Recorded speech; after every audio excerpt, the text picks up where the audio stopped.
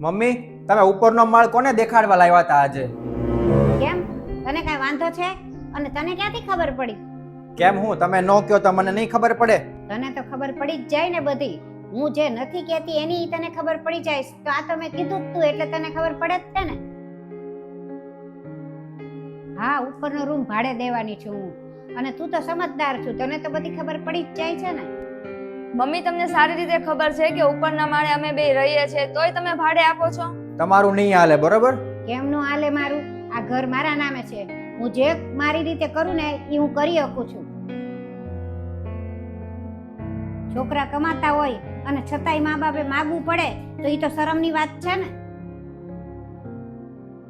નાનામાં નાની વાત માટે અમારે માગવું પડે. અને તમે બે એક કામ કરો, સામાન પેક કરો તમારો અને નીકળો ઘરની બહાર. માણસો એમ કહે છે કે ઘટપણમાં દીકરો ને વહુ તો મા બાપનો સહારો બને, પણ અહીંયા તો ઊંધું છે. આ ઘર છે ને એ મારું છે. મારે જેમ કરવું હશે ને એમ કરીશ. જોઉં મને કોણ રોકે છે. અરે મમ્મી, તમે કેવી વાત કરો છો એક દીકરા સાથે, તમારા પોતાના દીકરા સાથે? દીકરો? કોનો દીકરો? કેવો દીકરો? માં જેવું સન્માન આપેસ મને તું? આ માં દીકરાનો સંબંધ તો કેદુનો તૂટી ગયો છે.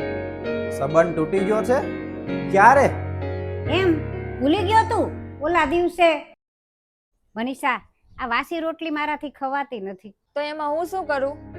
ખાલી 2 રોટલી તે ગરમ બનાવી દે ને. કેમ, હું તમને ફ્રીની નોકરાણી લાગુ છું કે જ્યારે તમે જમવા બેઠો ત્યારે હું તમને ગરમ રોટલી કરી દઉં? જે બન્યું છે ને એ છાના માના ખાઈ લો.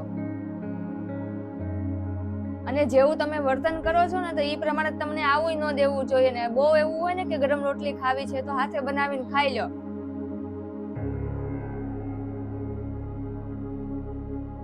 સાંભળો, સાંજે વહેલા ઘરે આવી જાજો, આપણે બહાર જશું જમવા. ભાવિન, મારી દવા ખાલી થઈ ગઈ છે તો તું સાંજે લાવી દઈશ? તમને ખબર નથી કે ઓફિસ જાય છે તો પાછળથી ટોકવાનું ન હોય. અને તમારી હજી 2 દિવસની દવા બાકી છે. કે પૈસા ઝાડુ પર ઉગે છે કે તમારે એડવાન્સમાં દવા જોવે છે? ઓફિસ જાય છે તો શાંતિથી જવા નથી દેતા. તમે જાઓ ઓફિસ.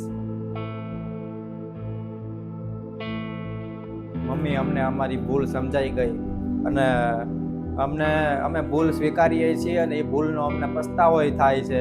પણ એની આટલી મોટી સજા તો ન આપો. હું તમારો દીકરો છું, આ તમારી વહુ છે. પોતાનું ઘર હોવા છતાંય તે દીકરો ને વહુ બહાર ક્યાં કામના રખડતા જોવા મળે એવું તો સારું ન લાગે ને. મમ્મી, થોડુંક તો સમજો. આ ઘર સિવાય અમારું કોઈ બીજું કાંઈ છે જ નહીં. મમ્મી, અમને આ ઘરમાં રહેવા દો ને. આ ઘર છે અમારું. કોનું ઘર? કેવું ઘર? આ ઘર તો મારું છે. અને હજી યાર ભૂલી ગયા તમે?